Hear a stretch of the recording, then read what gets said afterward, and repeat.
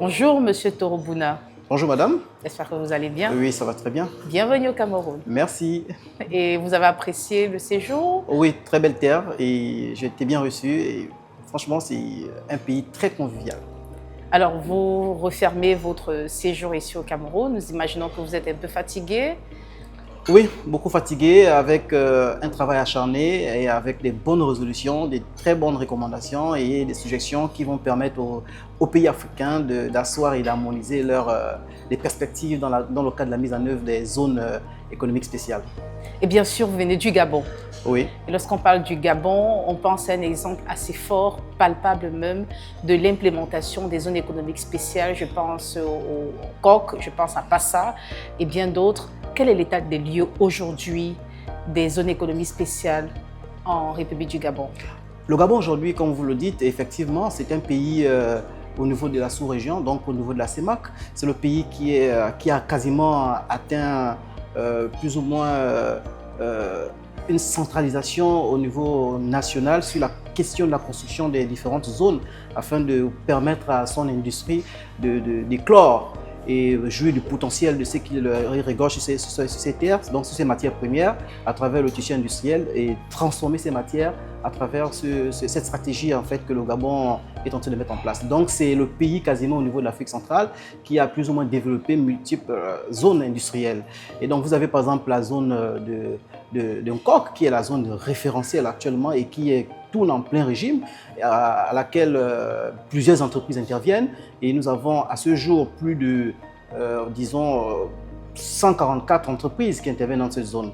Et nous avons également une zone qui recouvre plus de 1000 hectares de superficie, dont quasiment plus de 600 sont actuellement utilisés dans le cadre des entreprises qui ont déjà occupé ces terres, mais avec un potentiel extraordinaire où il y a plusieurs entreprises qui interviennent. Vous avez ici le Bois qui est la zone économique d'Nkok, donc la zone qui tourne en plein régime aujourd'hui au Gabon est une zone référentielle au niveau de la sous-région et c'est la zone sur laquelle plusieurs partenaires, les entreprises rêvent de venir investir au Gabon. Et à travers cette zone, le Gabon a su bien mettre en place un système d'encouragement des entreprises, un système qui peut permettre l'amélioration du climat des affaires afin de susciter les investisseurs à s'y installer. Nous avons ici le bois qui est la spéculation principale de cette zone. En dehors du bois, nous avons d'autres entités telles que la conception des médicaments. Nous avons également d'autres entreprises qui sont installées, telles que la métallurgie.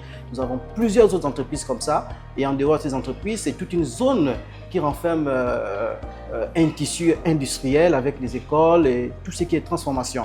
Et c'est quasiment plus de 20 000 emplois créés depuis 2022 à ce jour.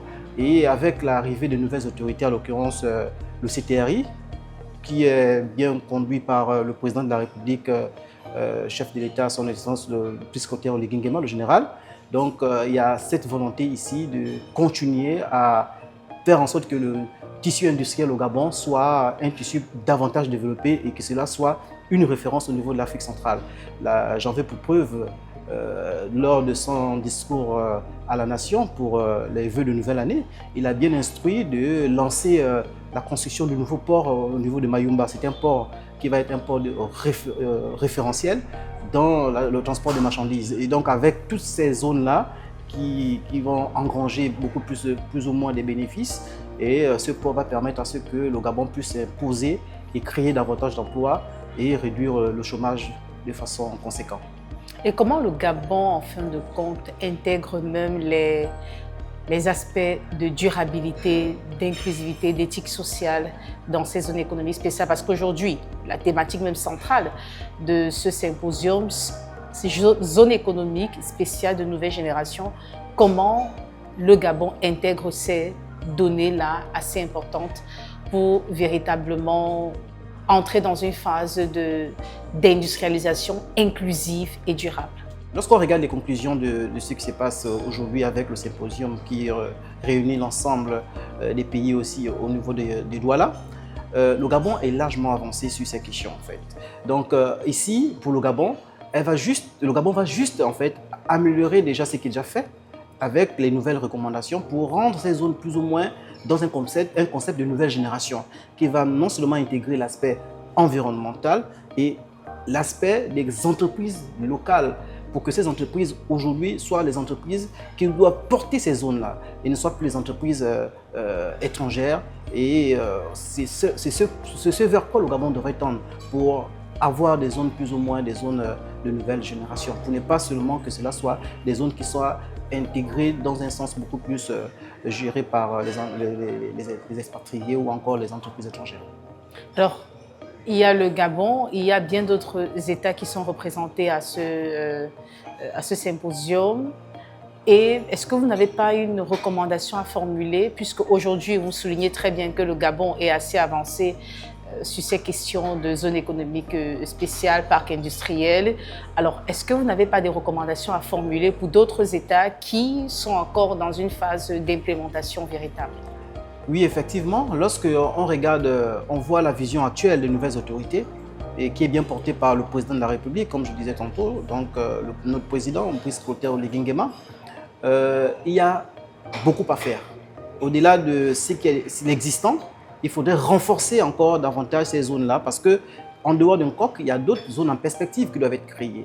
Et derrière ces zones, il faut un besoin de financement. Et il faut également renforcer les capacités déjà des personnes qui interviennent dans cette zone-là pour qu'il y ait plus ou moins un transfert de technologies. Et derrière, il faudrait aussi que le Gabon se sert de ses atouts tels que le numérique de façon à ce qu'on passe de la première à la troisième transformation. Et cette phase demande une technologie intéressante et nous avons un atout au niveau de la sous-région qui est le numérique qui peut permettre d'asseoir ces mécanismes de transformation afin d'avoir des zones solides. Et pour cela, il faudrait que le Gabon soit accompagné, soit appuyé pour la mise en œuvre de ces zones-là et permettre à ce que ces zones ressortent leur véritable potentiel de création d'emplois et de création de richesses pour espérer au moins avoir une croissance à 2 chiffres et résoudre le problème de chômage tant cherché par tous les pays de la communauté. Merci beaucoup. Je vous en prie. On rappelle à tous les téléspectateurs que vous êtes le représentant du Commissariat général au plan pour le compte du Gabon. C'est bien ça.